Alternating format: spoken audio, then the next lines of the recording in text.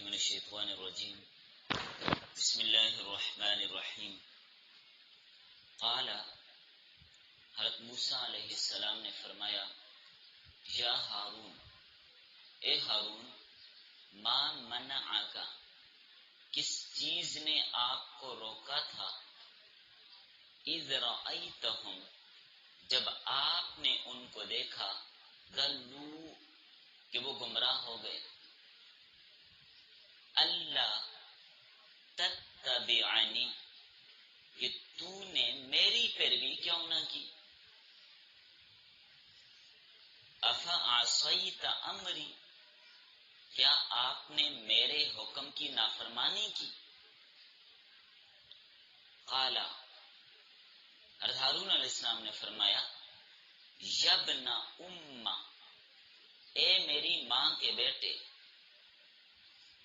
لا تأخذ بلحیتی، آپ نہ پکڑے میری داڑھی کو، ولا برأسی، اور نہ پکڑے میرے سر کو، نہ میری داڑھی پکڑے نہ میرا سر پکڑے، انی خشیت، بے شک مجھے ڈر ہوا، مجھے خوف ہوا، ان تقول، کہ آپ کہیں گے، فرقت بین بنی اسرائیل، آپ نے تفریق ڈال دی بنو اسرائیل کے درمیان۔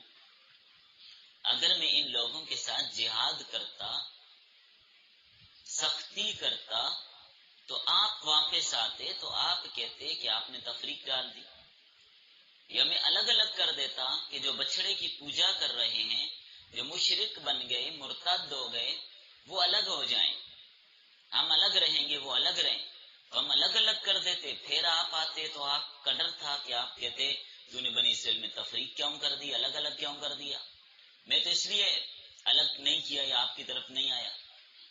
وَلَمْ تَرْقُبْ، اور آپ نے انتظار نہیں کیا قولی، میری بات کا۔ قال، موسیٰ علیہ السلام نے فرمایا فما خطبک، تیرا کیا معاملہ ہے، تیرا کیا حال ہے، تو نے ایسے کیوں کیا، یا سامری، اے سامری۔ قال، سامری نے کہا بصرت، دیکھی میں نے، بما، وہ چیز، لم یبصروا بہ، لم یبصروا بہ، جس کو ان لوگوں نے نہیں دیکھا، میں نے وہ چیز دیکھی، لم یبصروا، جو دوسروں نے نہیں دیکھی۔ فقبضت، بس اٹھائی میں نے، قبضتاً، ایک مٹھی، ایک مشت، ایک مٹھی میں نے اٹھائی، من اثر الرسول، فرشتے کے نشان سے، نشان قدم، جہاں قدم لگا وہاں سے، جیسے پہلے یہ بات آپ کو سمجھا دی گئی، وہ مٹی اس نے کہاں سے اٹھائی۔ فنبذتها، بس میں نے اس کو پھینک دیا بچھڑے میں۔ وَكَذَلِكَ سَوَّلَتْ لِي نَفْسِي، اسی طرح آمادہ کیا میرے لیے میرے نفس نے، نفس کی پیروی کر گیا میں۔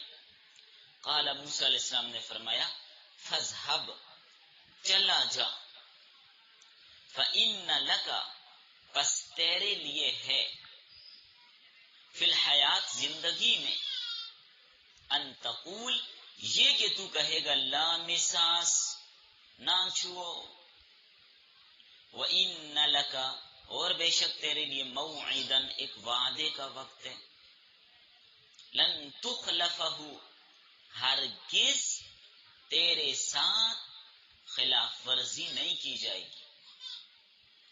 وانظر الی الہک، اور دیکھ اپنے معبود کو، الذی ظلت علیہ، جس پر سارا دن تو عاکفاً، جھکا رہتا تھا، جس پہ تو جھکا رہا، جس کو تو اپنا خدا سمجھتا تھا، دیکھ اب اس کا کیا انجام کرتے ہیں۔ لنحرقنہ، البتہ ہم ضرور اس کو جلا ڈالیں گے، ثم لننسفنہ، پھر البتہ ضرور اس کو اڑا دیں گے، فی الیم، بحر قلزم میں، نسفاً، اڑا دینا، انما پکی بات ہے، الہکم تمہارا معبود اللہ تعالی ہے، الذی لا الہ الا ہو، وہ کہ نہیں ہے کوئی معبود مگر وہی، وسع کل شیء علما، وسیع ہے وہ ہر چیز پر ازرو علم. بس لکھیے سورہ طٰہٰ کا 10واں درس ہے.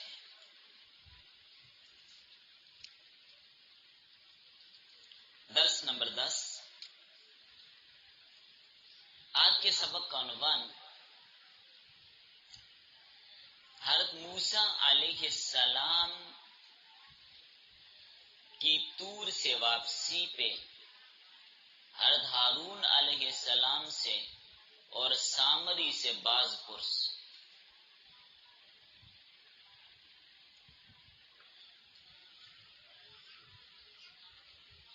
ربط گزشتہ سبق میں آپ نے پڑھا تھا کہ جب حضرت موسیٰ علیہ السلام طور سے واپس تشریف لائے تو قوم کا حال دیکھا، بچڑے کے پجاری بن گئے، بڑے سخت جلال میں آ گئے. نبی اور اس کے سامنے شرک شروع ہو جائے، قوم والے نبی کی موجودگی میں شرک شروع کر دیں، خود اندازہ لگا لیجئے نبی کو کتنا جلال آئے گا. موسیٰ علیہ السلام کا مزاج ویسے بھی جلالی تھا.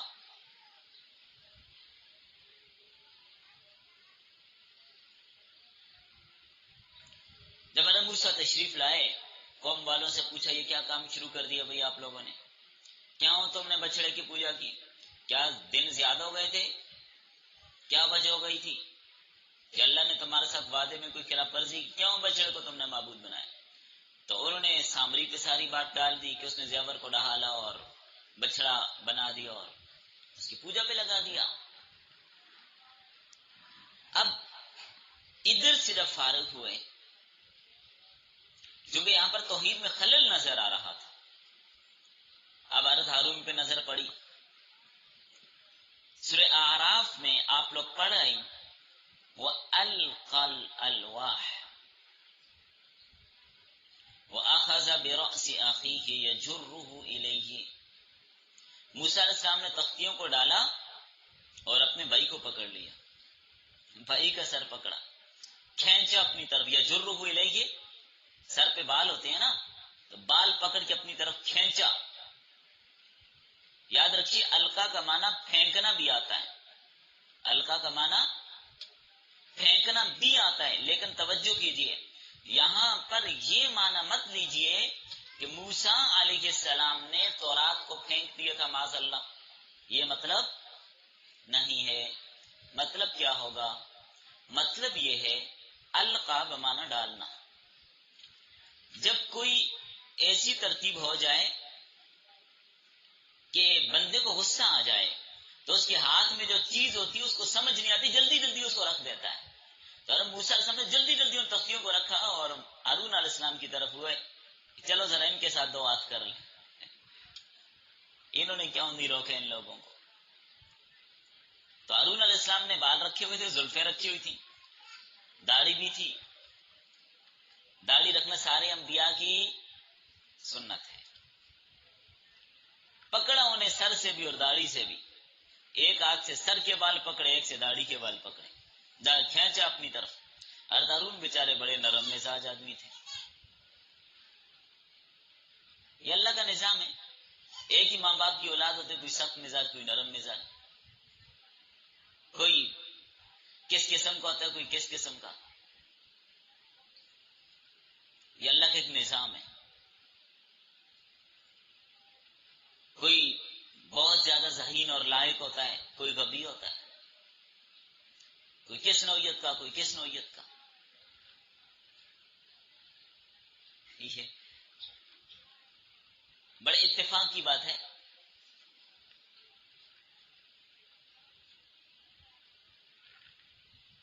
پچھلے اتوار میں جامعہ اشرفیہ لاہور میں تھا، تو وہاں پر ایک صاحب بوڑھے سے آ رہے ہیں، کر انہوں نے سلام کیا، میں نے بھی سلام کیا. چہرہ بڑا نورانی تھا بندے کا. بوڑھے ہیں، مجھے پوچھتے ہیں مجھے پہچانا ہے؟ میں نے کہا نہیں. کہتے ہیں بہت اچھا ہے نہیں پہچانا. میں نے کہا یہ کیا بات ہوئی؟ میں نے کہا آپ کون ہیں؟ کہتے میں فلاں استاد کا بیٹا ہوں.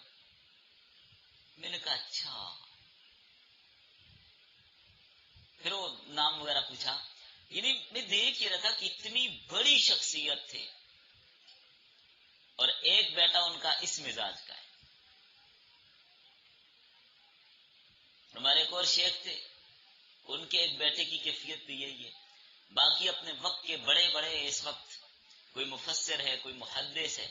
ایک بیٹا وہ بیچارہ گھومتا ہے، کبھی اسٹیشن پہ بیٹھا ہوتا ہے، کبھی لاری اڈا میں بیٹھا ہوتا ہے، کبھی وہ کام پھر رہا ہوتا ہے، کبھی کام پھر رہا ہوتا ہے.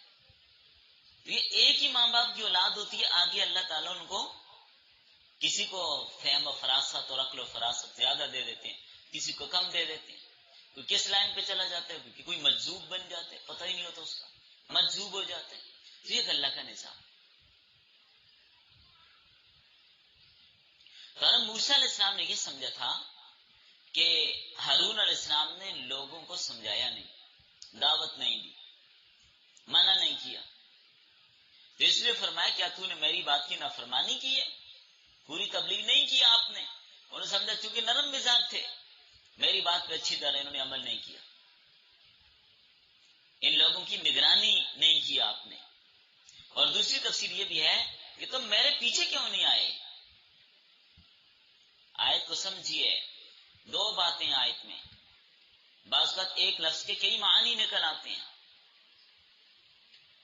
اللہ تتبعنی، میری پیروی کیوں نہ کی، مطلب ان لوگوں کو اچھی طرح تبلیغ کیوں نہ کی. دوسری تفسیر یہ کہ اللہ تتبعنی، یہ لوگ اگر شرک میں مبتلا ہو گئے تھے، بچڑے کی پوجا شروع کر دی تھی، آپ میرے پیچھے آ جاتے. اللہ تتبعنی، آپ میرے پیچھے کیوں نہیں آئے، مطلب آپ بھی طور پہ آ جاتے. آگے اب بات سمجھ. یہ دو تفسیریں اس بات کی.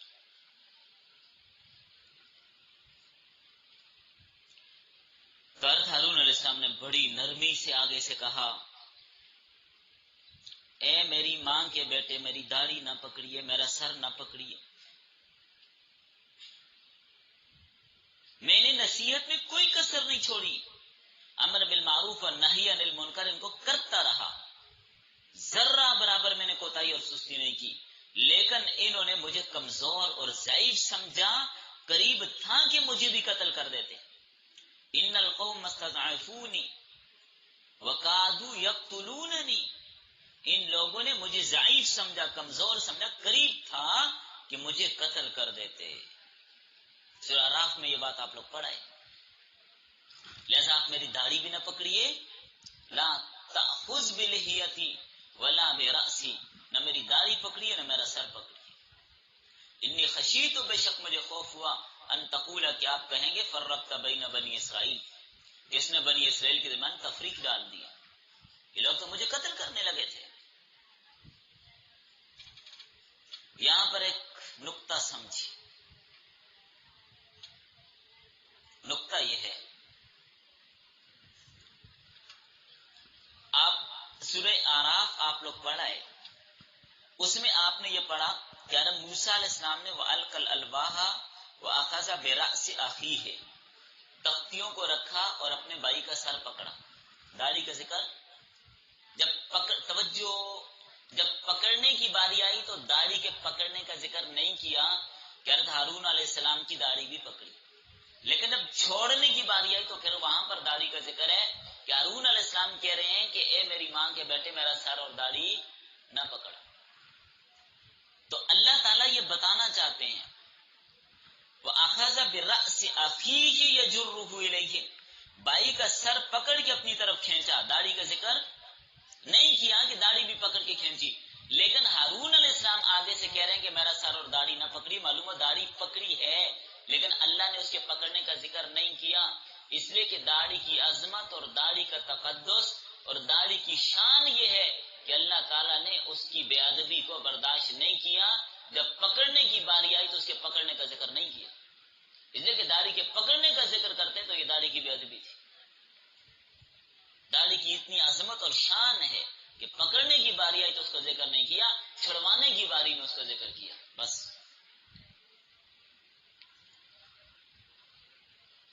یہ اہم نقطہ علماء نے بیان کیا ہے۔ پھر مزے کی بات، پھر ہارون علیہ السلام کے لیے بھی اور اپنے لیے بھی استغفار بھی کیا، رب اغفر لی ولی، اے اللہ مجھے بھی معاف کر اور میرے بھائی کو بھی معاف کر۔ اب یہاں پر سوال، بڑا کون تھا دونوں میں؟ جی، ہارون بڑے تھے اور موسیٰ بڑے تھے؟ یہ بات پہلے کئی دفعہ آپ کو بتا دی کہ ہارون علیہ السلام موسیٰ علیہ السلام سے بڑے تھے اور موسیٰ علیہ السلام چھوٹے تھے۔ چھوٹے بھائی نے بڑے بھائی کی بے حرمتی کیوں کی؟ ایک سوال۔ دوسرا سوال، کیا ہارون کون ہے؟ جی، اللہ کے نبی ہے نا۔ بھائی والا سوال تو ہم اٹھا گئے کہ چھوٹے بھائی نے بڑے بھائی کی بے حرمتی کیوں کی، ایک۔ دوسرا سوال، ہارون علیہ السلام بھی کیا ہیں؟ نبی، تو نبی کی توہین کرنا گناہ ہے کہ نہیں؟ دونوں سوالوں کو جواب سمجھیے، نہ بڑے بھائی کی توہین کی نہ نبی کی توہین کی، بلکہ اللہ کی توحید میں خلل دے کر برداشت نہیں ہوا۔ اصل مقصد کیا تھا؟ اللہ کی توحید کے خلاف یہ کام کیوں ہوا؟ ہارون علیہ السلام نے کہا کہ میں نے سمجھانے میں کوئی کسر اٹھا نہیں رکھی، البتہ آپ کے پیچھے اس لیے نہیں آیا کہ آپ یہ نہ کہیں کہ ان کو چھوڑ کر آپ یہاں آ گئے، بیچ میں رہنا زیادہ مناسب تھا، آپ ان میں ہی رہتے، چلے کچھ نہ کچھ کام چلتا رہتا، چھوڑ کے کیا آئی؟ میں اس لیے نہیں آیا، توہین کے لیے نہیں تھا۔ درجہ حضرت موسیٰ علیہ السلام کا ہی بڑا تھا، اور دوسری بات حضرت موسیٰ علیہ السلام کی حیثیت حاکم کی تھی، ہارون علیہ السلام کی حیثیت ماتحت کی تھی، اس لیے کہ حضرت موسیٰ علیہ السلام اصل وہی تھے، حضرت ہارون تو آپ کے وزیر اور ماتحت تھے۔ صدر یا وزیر اعظم اپنے کسی معاون اور وزیر سے بات پرس کر سکتا ہے یا نہیں؟ کر سکتے ہیں نا، چاہے عمر سے بڑا ہو چاہے چھوٹا۔ ایک ادارے کا پرنسپل ہے، چلے مدرسے کا استاد ہے، وہ عمر میں چھوٹا ہے، پڑھنے والا شاگرد عمر میں بڑا ہے، اگر شاگرد نے سبق یاد نہ کیا استاد پوچھ سکتے ہیں کہ نہیں؟ پوچھ سکتے ہیں، تو لہٰذا یہ کوئی توہین والی بات نہیں۔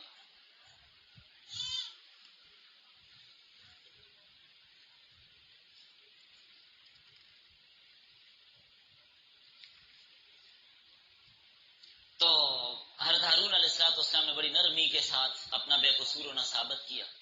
فرمایا جب طور پہ گئے تھے، آپ نے مجھے اپنا جانشین بنایا تھا، آپ نے فرمایا تھا کہ آپ نے میری جانشینی کرنی ہے، وَأَصْلِحْ، ان لوگوں کی اصلاح کرنی ہے، وَلَا تَتَّبِعْ سَبِيلَ الْمُفْسِدِينَ، یہ آپ فرما کر گئے تھے۔ آپ نے صرف نیابت اور اصلاح کا حکم دیا تھا مجھے، آپ نے کیا کہا تھا؟ اخلفنی فی قومی واصلح، آپ نے کیا کرنا ہے؟ خلافت کرنی ہے، یہاں پر میری نیابت کرنی اور لوگوں کی اصلاح کرنی، تو میں تو یہ کام کرتا رہا۔ آپ نے مجھے یہ نہیں کہا تھا کہ اگر یہ نافرمانی کریں تو ان سے جہاد کرنا، یہ آپ نے نہیں کہا تھا، آپ نے اصلاح کا فرمایا تھا، اصلاح میں نے کی، اصلاح نرمی سے کی جاتی ہے۔ میں نے بہت حد تک اصلاح کی کوشش کی، لیکن یہ لوگ سنتے ہی نہیں تھے، اور اگر میں ان سے قتال کرتا یا الگ ہو جاتا یا آپ کے پاس آ جاتا یا ان کو دو الگ الگ جماعتوں میں تقسیم کرتا تو آپ آ کر پھر کہتے کہ تو نے بنی اسرائیل کے اندر تفرقہ ڈال دیا، دو جماعتیں بنا دی، دو پارٹیاں بنا دی۔ پھر اگر میں تقسیم کرتا آدھے یہ اور آدھے یہ، آدھے مشرک آدھے موحد، معاملہ پھر خراب ہو جاتا، لڑائیاں شروع ہو جاتی، خون ریزی ہو جاتی، سنبھالنا مشکل ہو جاتا، ایک دوسرے کے ساتھ لڑتے، اور آپ کے الزام کا بھی خطرہ تھا کہ آپ ان کو جب یہ اس حالت میں دیکھتے تو آپ کہتے تو نے تفرقہ ڈال دیا، میرے انتظار کیوں نہ کیا؟ میں نے تو اس لیے کچھ نہیں کیا۔ حضرت ہارون علیہ السلام کے جواب سے موسیٰ علیہ السلام مطمئن ہو گئے، بات ٹھیک ہے۔ پھر استغفار کی اپنے لیے اور بھائی کے لیے۔ یہاں پر آپ کی توجہ اگر سلامت ہو تو ایک مسئلہ سمجھاتے چلو، دو نبیوں کی رائے الگ الگ ہے، ہیں دونوں نبی، مسئلہ ایک، رائے دونوں کی الگ الگ، تو رائے کا الگ الگ ہو جانا شریعت کے خلاف نہیں ہے۔ کچھ لوگ کم عقلی کی بنیاد پر ایسی باتوں کو شریعت کے خلاف کہتے ہیں، وہ کم عقلی اور کچھ نہیں، لیکن دونوں نبی ہیں، رائے الگ الگ ہیں۔ توجہ، ہارون علیہ السلام کا ذہن کس طرف کیا جب لوگوں کو دیکھا بچڑے کی پوجا کر رہے ہیں؟ اگر میں ان لوگوں کو الگ کر دوں، ان کے ساتھ نہ رہوں تو معاملہ خراب ہو جائے گا، تو لہذا میں انہیں الگ نہیں کرتا، ان کے ساتھ ادھر ہی رہتا ہوں۔ الگ ہونے سے یہ بہت زیادہ بگڑ جائیں گے، ساتھ رہ کر ساتھ ساتھ تھوڑا تھوڑا آہستہ آہستہ سمجھاتا ہوں۔ اگر الگ کر دوں گا تو دو حصوں میں بچ جائیں گے، خون ریزی کا شکار ہو جائیں گے، لہذا حالات کا تقاضا اس وقت یہ ہے کہ ان کے ساتھ ہی رہا جائے، دو پارٹیاں نہ بنائی جائیں۔ یہ سوچ کس کی ہے؟ ہارون علیہ السلام کی۔ موسیٰ علیہ السلام کی سوچ کیا تھی کہ جب حضرت ہارون علیہ السلام سے بات ہوئی تو حضرت موسیٰ علیہ السلام جو بات فرما رہے ہیں کہ ان لوگوں کو آپ نے چھوڑ کر میرے پاس آ جانا تھا، الگ ہو جانا تھا ان سے، میرے پاس آ جاتے۔ غور کیجئے، مسئلہ ایک ہے، دو نبی ہیں، دونوں کی رائے الگ۔ ایک نبی کا خیال اور اجتہاد یہ کہ ان کے اندر ہی رہنا چاہیے، الگ نہیں ہونا چاہیے، اگر میں الگ ہو جاؤں گا تو کیا ہوگا؟ زیادہ فساد کا شکار ہو جائیں گے، اندر ہوں تو چلیں کچھ نہ کچھ اثر تو ہے نا۔ اور دوسرا نبی یہ کہتا ہے کہ آپ کو چاہیے تھا ان کو چھوڑ کر میرے پاس آ جاتے، دو نبی رائے الگ الگ۔ اب یہاں غور کیجئے، حالات کا تقاضا کیا ہے؟ ہارون علیہ السلام کہتے تھے بالکل الگ ہونے سے شرارتیں بڑھ جائیں گی، دو فریق بنیں گے، لڑائیاں شروع ہو جائیں گی،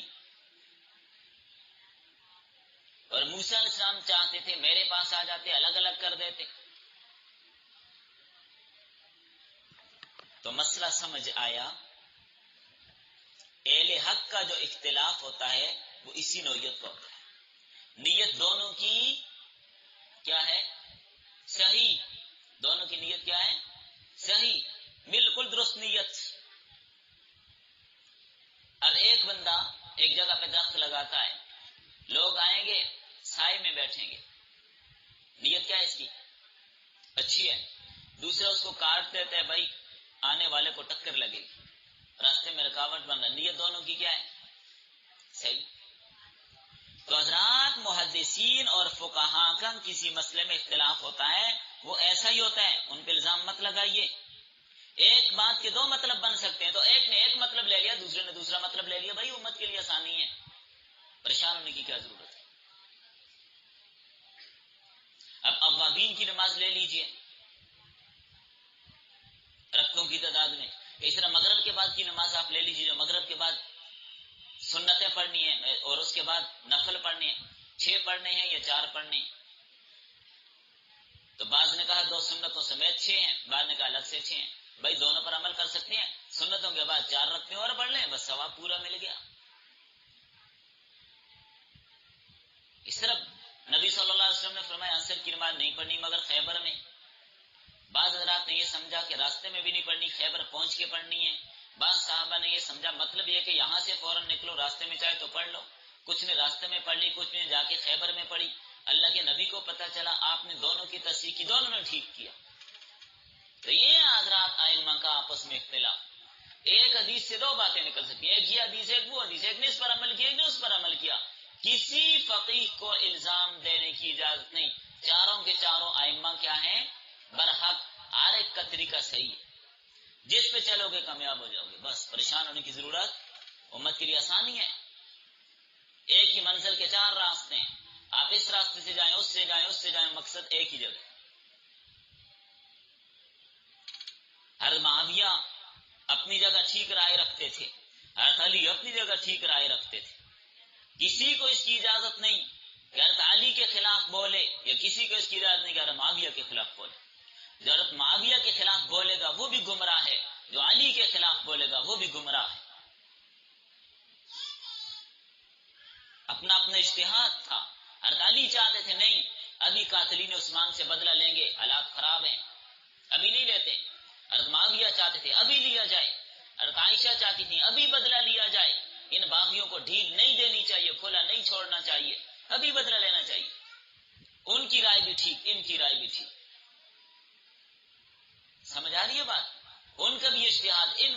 اجتہاد. الگ بات ہے کہ حضرت علی کا اجتہاد اعلی اور افضل ہے. اب کسی مسئلے میں حضرت عائشہ کا موقف ہوتا ہے, ادھر ابن عباس کا موقف ہوتا ہے, ان کا بھی ٹھیک, ان کا بھی ٹھیک. اندھیری رات ہو, آپ 4 لوگ ہیں, آپ چاروں ایک ایسے مقام پر موجود ہیں, عشاء کی نماز کا وقت ہو گیا, روشنی آپ کے پاس نہیں, بتانے والا کوئی آپ کے پاس نہیں, کوئی سمت آپ کو معلوم نہیں قبلہ کدھر ہے. اب نماز کیسے پڑھنی ہے آپ نے؟ ایک دوسرے سے پوچھیں گے, کسی کو پتہ نہیں, اپنی اپنی تحری کرنی, اپنی سوچ کی بنیاد پر سوچیں سوچیں سوچیں کہ غالب گمان کدھر کا ہے, قبلہ اس طرف ہے, وہ ادھر مڑ کے نماز پڑھ. زید نے ادھر مڑ کے نماز پڑھی مشرق کی طرف, عمر نے سوچا سوچا سوچا, جنوب میں مڑ کے نماز پڑھی, اس نے سمجھا قبلہ ادھر ہے. بکر نے سوچا, خوب تحری کی, اس نے سمجھا قبلہ ادھر ہے, شمال میں مڑ کے نماز پڑھی. خالد نے بڑا سوچا, سوچتے سوچتے اس کی تحری, اس نے مغرب میں مڑ کے نماز پڑھی. چاروں کی نماز صحیح ہے یا غلط؟ جی, چاروں کی نماز ہو گئی, چاروں کی نماز ہو گئی. تو اس لیے یہ جو اختلافات ہیں, ایک بات کے 2 مطلب نکل سکتے ہیں, 4 بھی نکل سکتے ہیں, ان میں لڑائیاں مت کیجیے. اچھا, ہارون علیہ السلام کے ساتھ تذکرے کے بعد سامری کی طرف متوجہ ہوئے, سامری کی طرف متوجہ فرمایا, اے سامری, تو نے یہ کام کیوں کیا, شرک کی داغ بیل کیوں ڈالی؟ کہنے لگا, میں نے وہ چیز دیکھی جو کسی نے نہیں دیکھی. حضرت جبرائیل علیہ السلام کے گھوڑے کے پاؤں کے نیچے سے ایک مٹھی مٹی کی اٹھا لی, تو اس کو میں نے اس بچڑے کے اندر ڈال دیا, وہ بولنے لگا. اس طرح میرے دل کے اندر یہ بات ڈالی گئی, میں نے نفسانی خواہش کا اتباع کیا, بس اپنے نفس کا اتباع کیا. میں سامری نے گھوڑا کہاں دیکھا تھا؟ بعض مفسرین نے لکھا ہے, جب بنی اسرائیل دریا میں گھسے تھے, پیچھے فرعون اور ان کے تعاقب میں آ گیا تھا, تو جبرائیل امین دونوں جماعتوں کے درمیان کھڑے ہو گئے تاکہ یہ مکس نہ ہو جائیں, ایک دوسرے سے ملنے نہ پائیں.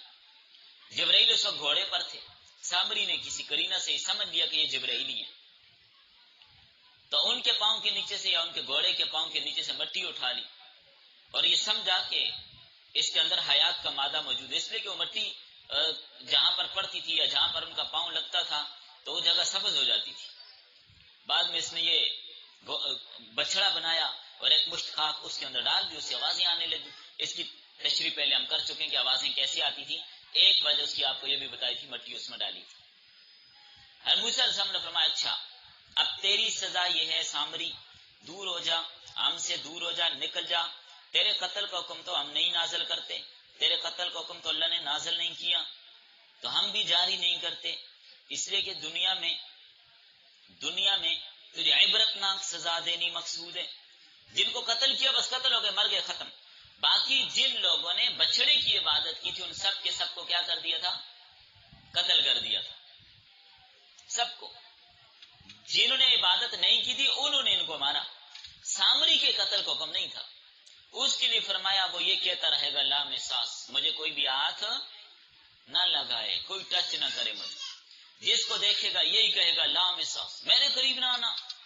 زندگی بھر ایسی ذلت اٹھائی اس نے.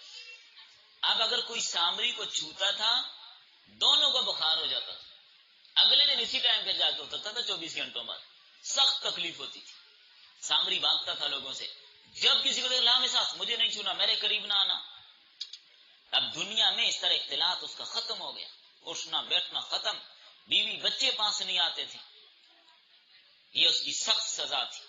پھر بعد میں جنگل کی طرف بھاگ گیا اور اسی حالت میں زندگی بھر ذلیل اور خوار ہو کر رہ گیا, مال کا چھوت بنا کر رکھ دیا گیا. یہ تو اس دنیا کی سزا ہے. فرمایا آخرت کی سزا جو ہرگز ٹلنے والی نہیں ہے, وہ اس سے زیادہ سخت ہے, وہ بہت سخت سزا ہے. تو تیری سزا یہ دنیا میں ہے کہ تو نے خود ساختہ معبود بنایا, آخرت میں سزا بہت زیادہ سخت ہے. پھر موسیٰ علیہ السلام نے فرمایا سامری دیکھ, ہم تیرے معبود کا کیا حال کرتے ہیں, ہم اس کو جلائیں گے, تیرے بچڑے کو ریزہ ریزہ کر کے اس کی راکھ کو دریا برد کریں گے. جو جل جائے اور خاک ہو جائے اور راکھ بن جائے وہ خدا نہیں ہو سکتا، وہ معبود نہیں ہو سکتا۔ تو یاد رکھیے، جب انقلاب آتا ہے، بتوں کی پوجا سے لوگوں کو روکا جاتا ہے، تو بتوں کو توڑنا بھی کیا ہے؟ ضروری۔ بت بنا بنا کے رکھنے کی اجازت نہیں ہے کہ بتوں کو سنبھال کے رکھو، توڑیے بتوں کو، بتوں کو توڑنا ضروری ہے۔ فرمایا سن، تمہارا معبود صرف اللہ ہے، اس کے علاوہ کوئی معبود نہیں، اور اللہ کا علم ہر چیز کو احاطے میں کیے ہوئے ہے۔ یہ آج کا سبق یہاں تک تھا۔ باقی بچڑے کی پوجا کرنے والے جتنے تھے ان سب کو قتل کیا۔ کیوں قتل کیا؟ مرتد کی سزا کیا ہے؟ قتل۔ مرتد کی سزا قتل ہے۔ یہ مرتد تھے، یعنی پہلے مسلمان تھے، مسلمان ہونے کے بعد کفر کیا انہوں نے، بچڑے کو خدا سمجھے تو کیا ہو گئے؟ مرتد ہو گئے۔ جب یہ مرتد ہو گئے تو اب کیا ہوا؟ ان کی سزا کیا تجویز دی؟ قتل کیا جائے۔ یہاں پر ملحدوں نے ایک اعتراض کیا، بچڑا کس کا تھا؟ جلدی جلدی بولیے۔ سونے کا۔ بچڑا کس چیز کا تھا؟ سونے کا۔ اب میں آپ سے سوال کرتا ہوں، سونا جلتا ہے یا پگھلتا ہے؟ پگھلتا ہے نا، جلتا تو راکھ تو نہیں بنتا۔ تو اب موسیٰ علیہ السلام نے کیسے فرمایا کہ ہم اس کو جلائیں گے اور پھر اس کی راکھ کو اڑا دیں گے؟ سونا تو راکھ بنتا نہیں، پگھلتا ہے۔ جواب، ایک جواب یہ ہے کہ موسیٰ علیہ السلام کے دوسرے کام کون سے آپ کی سمجھ میں آتے ہیں بھائی؟ کیا موسیٰ علیہ السلام کی لاٹھی کا سانپ بننا آپ کی سمجھ میں آ گیا ہے؟ لاٹھی مارنے سے سمندر کا پھٹ جانا آپ کی سمجھ میں آ گیا ہے؟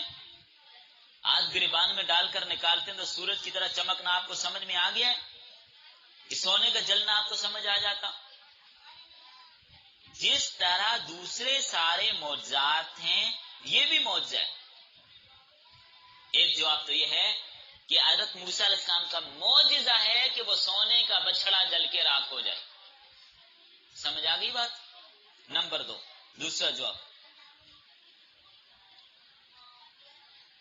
حکیم لوگ سونے اور چاندی کا کشتہ بناتے ہیں کہ نہیں بناتے؟